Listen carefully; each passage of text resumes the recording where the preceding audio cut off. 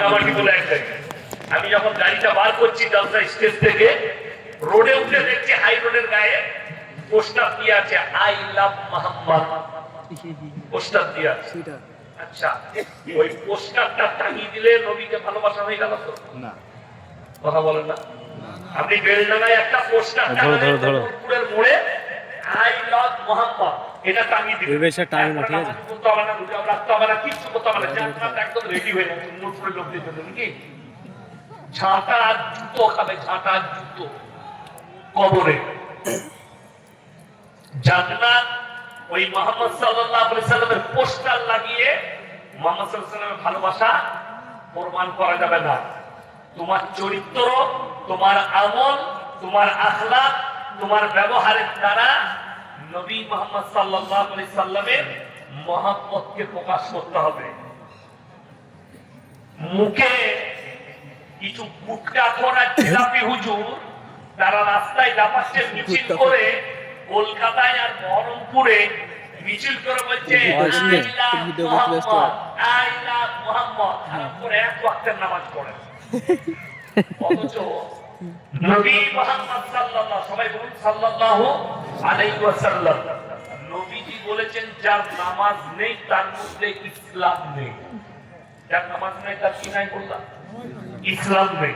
তাইলে যে লোকটা এক ওয়াক্তের নামাজ পড়ে না আর মুখেতে বলছে আই লাভ মোহাম্মদ, তো এটা তার ভালোবাসা না এটা তার নাটক? কোনটা বলুন তাড়াতাড়ি? নাটক, লোক দেখানো। লোক দেখানো করে লাভ নাই। যেমন আমরা যেখানে জলসায় যাই, যাচ্ছি স্টেজ থেকে নামার পরে কিছু ছেলে আছে হুজুরের সাথে ফটো তুলবে, বুঝলুন, সেলফি। কেন সেলফি লাই? তার কারণ আছে। ঘরে গিয়ে দেখাবে আমার যা কাম মনে করছি সেলফি আছে আমার তুলেছি, ওর গার্লফ্রেন্ডকে দেখাবে আমাকে খুব ভালো আল্লাহ সেলফি আছে। আমি বাস্তব কথা বলছি। এই মুর্শিদাবাদ জেলায় কি বুঝলেন, আমাকে একটু চিনে, ভালোবাসে, ফোন করে, সব ঠিক আছে। সে হারামকে কোথায় প্রেম করেছে, তাকে বলছে আমি তোমাকে বিয়ে করব, ইয়াসিন সাহেবকে চিনো? সে দেখে হ্যাঁ মোবাইলে দেখি, ইনশাআল্লাহ দেখবে আমার বিয়ে ঠিক করতে ইয়াসিন সাহেব আসবে। সে মনে মনে করছে তাইলে ইয়াসিন সাহেবের এত ঘনিষ্ঠ, একে আর ছাড়া যাবে না, বিয়ে করতে হবে। তারপরে মাল ব্লক করে দিয়েছে। তার থেকে আমার নম্বর পেয়েছে জানি না, আমাকে ফোন করে বলছে হুজুর এই ছেলেটাকে চিনি না। আমি কেউ কি চিনি না, আমি আমাকে সবাই চিনি। ওই আমাকে ধোকা দিয়েছে, আমাকে ইন্দুর মারা বিষ খা হসপিটালে। ও হবে হবে, প্রেমটাই তো হারাম। ওই জন্য খুব বিপদ। ফটো তুলছে আমার, কিন্তু চুলগুলো কেটেছে শুয়োরের মাথার মতো। মাথাটা দেখে মনে হচ্ছে শুয়োরের মাথা। আমি এখানে অনেক ছোট যুবক আছে, সাইড করে চেঁচে দিচ্ছে, উপরে ভিডিওটা নিচে দিলাম। তাকে জিজ্ঞেস করুন এটা কোন নবী সুন্নাত, কোন মৌলবীর সুন্নাত? ইয়াসিনকে ভালোবাসো, এই মনে হচ্ছে আমার চুলগুলো সাইড করে চাচা আছে তো দেখি, কথা বলে না? চাচা আছে না? লম্বা জামা, টুপি, একদম এই ক্ষেত্রে থেকে পেছন পর্যন্ত একরকম চুলগুলো। কিন্তু তুমি বলছো হুজুরকে ভালোবাসি। এখনই আমি কুনিয়াপুরে ছিলাম, একজন প্রশ্ন লিখে দিয়েছে, একটা যুবক ছেলে, সে প্যান্ট শার্ট পরে আছে, প্রশ্নটা দিয়ে গেল কি যে কোন পোশাক পরে নামাজ পড়া ভালো? আমি বললাম আমি বেশি কিছু বলবো না, এই পাঞ্জাবি পরে যদি আমি নামাজ পড়ি আর সিজদায় যায়, আমার কোমর দেখা যাবে? কথা বলে না, কোমর দেখা যাবে? দেখা যাবে। একটা ছেলে জিন্সের প্যান্ট আর গেঞ্জি পরে নামাজ পড়ছে, সে সিজদায় গেলে তার পেছনে যে থাকবে সে আন্ডারগ্রাউন্ড দেখতে পাবে। তাহলে তুমি বিচার করো কোনটা ভালো হবে? যেটাতে থাকা থাকবে সেটা ভালো, না যেটাতে তোমার পাছা বেরোবে সেটা? নামাজ তোমার বিচার করে দিবে, বিবেক করে দিবে, তোমার পোশাক সাক্ষী দেবে কোনটা সুন্দর। নবীজি সাল্লাল্লাহু আলাইহি সাল্লাম সাতার ঢাকার কথা বলেছে, সেটা বস্তা দিয়েও ঢাকতে পারো। সাতার ঢাকার কথা যেমন টাকনুর ওপরে কাপড় পরা কি সুন্নাত। কিসের উপরে বললাম?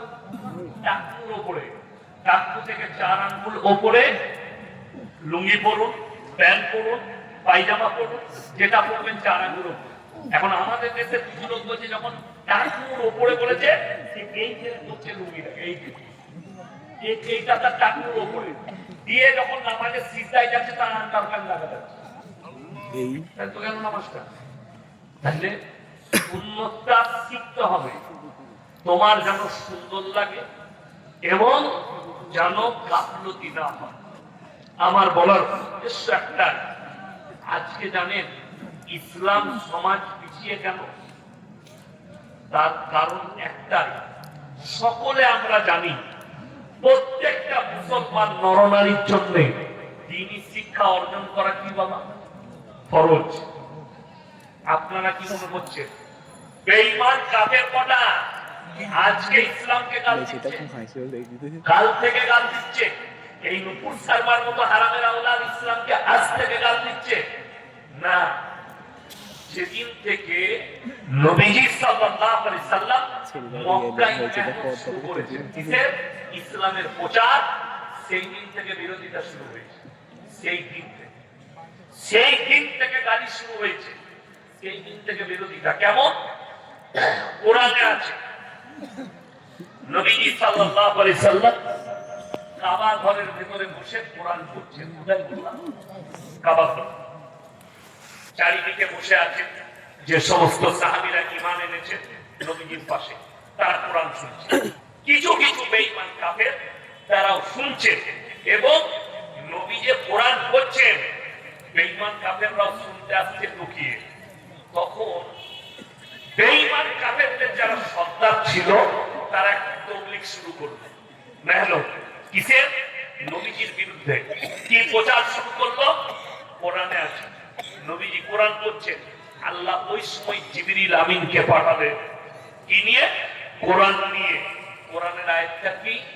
وقال الذين كفروا لا تسمعوا لهذا القرآن والغوا فيه لعلكم تغلبون। নবী যে কোরআন আবৃত্তি করে, কোরআন পড়ে, সে কোরআন তোমরা শ্রবণ করো না, হাততালি মারো আর কানেতে আঙুল দাও।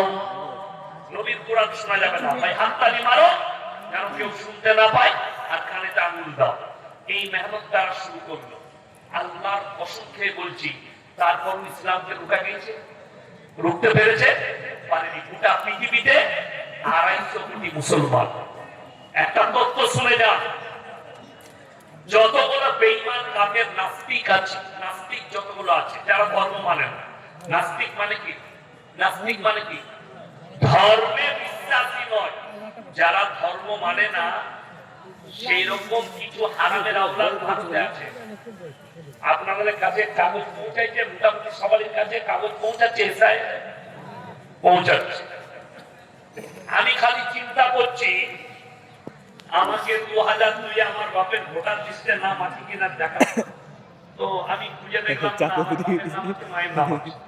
আমি তখন পড়াশোনা করতাম 2002 গুজরাটে, অর্থাৎ আমার নাম নাই, আমার বোনদের আছে, ভাইদের আছে, সকলের আছে। 2002 লিস্টে নাম আমার নেই। তো আমাকে প্রমাণ দিতে হবে যে আমার বাপ মা এখানকার নাগরিক, দিতে হবে না? ওই জন্যই এসআইয়া মুসলমান ঠিক আছে। আমি বলছি যে অনুপ্রবেশকারী কিছু কিছু নেতারা বলছে ভারতে বাংলাদেশ থেকে অনুপ্রবেশ হয়েছে। থেকে বড় অনুপ্রবেশকারী তো দিল্লিতে বসে আছে তসলিমা নাসরিন। তসলিমা নাসরিনের বাড়ি কোথায়? বাংলাদেশ, ভারতে। অথচ সে নিজেকে নাস্তিক বলছে। এখানে যারা শিক্ষিত আছেন, জ্ঞানী গুণী, school teacher, master, doctor, professor, engineer, যারা তসলিমা নাসরিনকে ভালো লেখিকা মনে করেন, যারা তসলিমা নাসরিনের লেখা বই পড়েন, সেই যুবকটিকে, সেই মাস্টারকে, সেই ডাক্তারকে, শিক্ষিতকে অনুরোধ করব তার লজ্জা বইটা পড়বেন। তার লজ্জা বইতে লেখা আছে আমি আমার মাকে আমার চাচার মশারিতে দেখেছি। আচ্ছা, যার চাচা, যার মা তার চাচার মশারিতে থাকবে, তার জন্মটা হালালের না হারামের? কথা বলে না? হারামের। তার চাচা তাকে জন্ম দিয়েছে, এটা তসলিমা নাসরিন নিজে লিখেছে তার মায়ের ব্যাপারে। তার মানে তসলিমা নাসরিন হচ্ছে একটা হারামের আওলাদ, বৈধ সন্তান নয়। আর যদি বৈধ সন্তান হয়, তুমি নিজেকে নাস্তিক বলছো, তুমি মুহাম্মদ সাল্লাল্লাহু আলাইহি সাল্লামের বিরুদ্ধে বলছো, ইসলামের বিরুদ্ধে বলছো, কোরআনের বিরুদ্ধে। তোমার যদি হিম্মত থাকে, একবার হিন্দু ধর্মের বিরুদ্ধে বলে দেখাও, একবার ঠাকুরের বিরুদ্ধে বলে দেখাও, একবার বৌদ্ধ ধর্মের বিরুদ্ধে বলে দেখাও, একবার শিখ ধর্মের বিরুদ্ধে বলে দেখাও। তোমার বাপ যদি তোমাকে হালালের জন্ম দেয়, ইসলামের বিরুদ্ধে সবাই বলতে পারে। আসাদ নূর বলে এক হারামের আওলাদ প্রতিনিয়ত গালি দিচ্ছে, তোকে যদি হালালের জন্ম দেয় তুই নিজেকে নাস্তিক বলছিস? আচ্ছা বলুন, সে বলছে আমি ইসলাম মানি না, ধর্ম মানি না, মুহাম্মদ সাল্লাল্লাহু আলাইহি সাল্লামকে মানি না, তাহলে তোর নামটা পাল্টালি না, তসলিমা নাসরিন কি করে থাকবে? ওটা তো ইসলামী নাম। কথাটা বলুন, তসলিমা নাসরিনটা কি নাম? ইসলামিক নাম। যদি বলে আমার নাম কি রাখবো, তোর নাম হারামের আওলাদ রাখ, শুয়োরের ছানা রাখ, কিন্তু ইসলামিক নাম রাখা যাবে না। শুয়োরের ছানা রাখা যাবে, শুয়োর রাখা যাবে, জানোয়ার রাখা যাবে, কিন্তু তসলিমা নাসরিন রাখা যাবে না। নামটা পাল্টাতে হবে, ইসলামী নাম। আসাদ নূর নামটা হাত ঘর সে লাগবে, ও ইসলামী। কথা বলেন, ইসলামী। তাইলে তুই যে নিজেকে নাস্তিক বলছিস, নামটা পাল্টা। নামটা কেন রেখেছিস?